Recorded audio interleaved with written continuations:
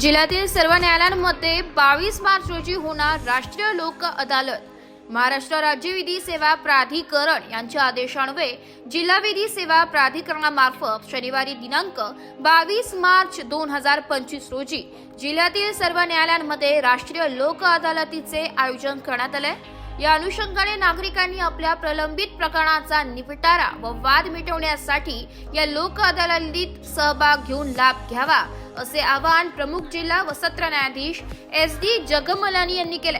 अशी माहिती दिवाणी न्यायाधीश वरिष्ठ स्तर तथा जिल्हा विधी सेवा प्राधिकरणाचे मिलिंद कुमार बुराडे यांनी शासकीय प्रसिद्धी पत्रकान्वये दिली आहे।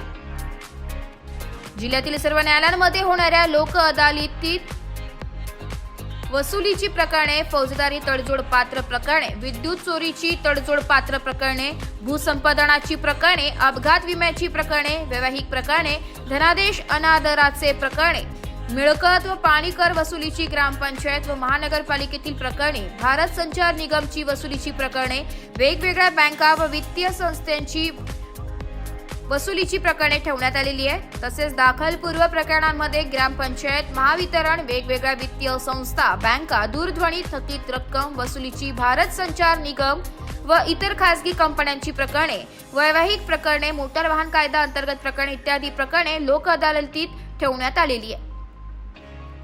या प्रकरणाच्या तडजोडीसाठी जिल्हा न्यायालय, नाशिक रोड येथील न्यायालय, नाशिक जिल्ह्यातील सर्व तालुका न्यायालय, औद्योगिक कामगार न्यायालय, कौटुंबिक न्यायालय, सहकार न्यायालय, मोटार वाहन न्यायालय इत्यादी ठिकाणी पॅनल स्थापन करण्यात आलेले आहे। जिल्ह्यातील वरील प्रकारांशी संबंधित सर्व पक्षकार, वकील वर्ग, वकील संघाचे अध्यक्ष व पदाधिकारी व शासकीय अधिकारी यांनी लोक अदालतीत सहभाग नोंदवून प्रकरणे तडजोडीने मिटवण्यासाठी प्रयत्न करावेत असे आवाहनही प्रमुख जिल्हा व सत्र न्यायाधीश SD जगमलानी यांनी केले।